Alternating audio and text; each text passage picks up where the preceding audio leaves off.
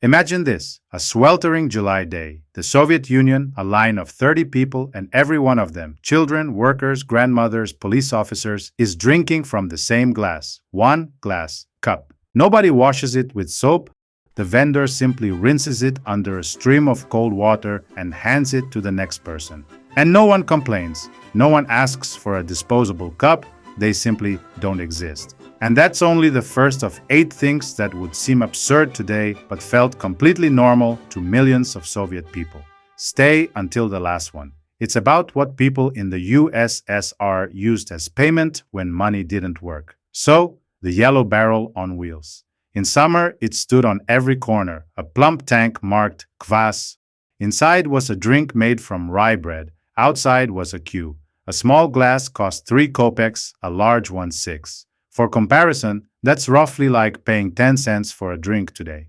But true connoisseurs didn't bother with the shared glass. They came with their own container, a metal can with a lid and handle, a 3-liter can of kvass, and the whole family had enough for okroshka, the cold soup made with kefir or kvass that Soviet people considered a delicacy, while foreigners often thought it was some kind of culinary prank. Sending a child with a can to buy kvass was a summer ritual. Trusting an 8-year-old with money, a trip across town, and 3 liters of liquid would probably be called free-range parenting today.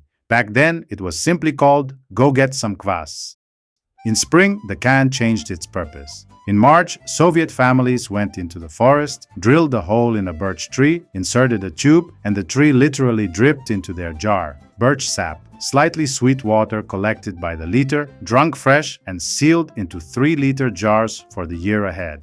Incidentally, the state did exactly the same thing on an industrial scale. Birch sap was sold in stores alongside apple juice. A country that sent a man into space was simultaneously milking trees, and saw absolutely no contradiction in it. Meanwhile, another living thing occupied the kitchen.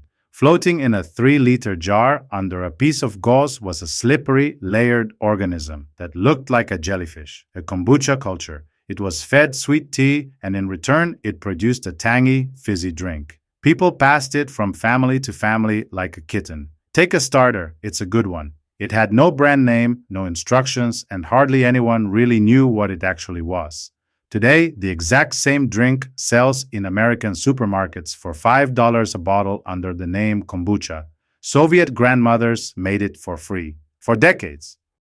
When a Soviet person left home, they carried an avoska, a mesh shopping bag small enough to fit in a fist.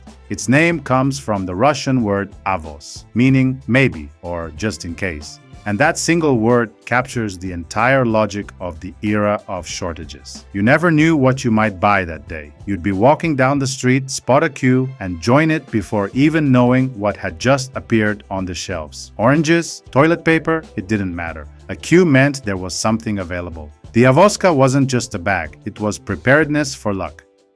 In winter, luck was stored outside the window. Soviet refrigerators were small, families were large, and winter was dependable. So between the window frames and outside the vent window hung bags filled with meat, dumplings, and butter. Entire apartment buildings became communal freezers. Minus 20 degrees outside wasn't just weather, it was a household appliance.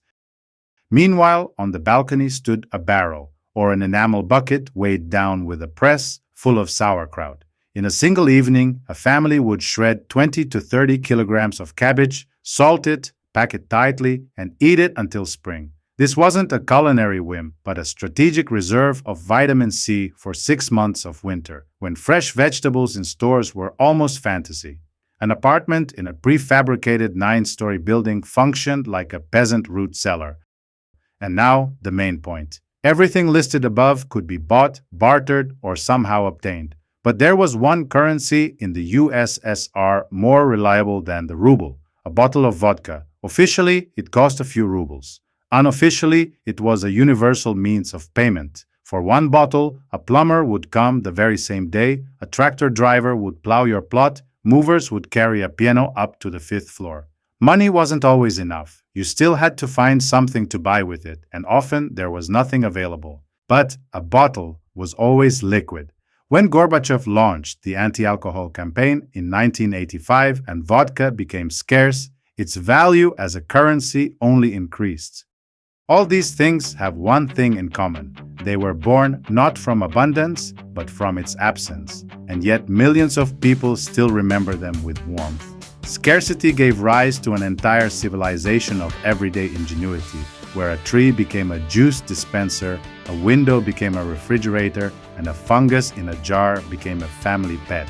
You can take a supermarket away from people. You can't take away their resourcefulness. So here's a question for you. Which of these 8 things surprised you the most? And is there something in your own country that foreigners would find just as crazy? Let us know in the comments.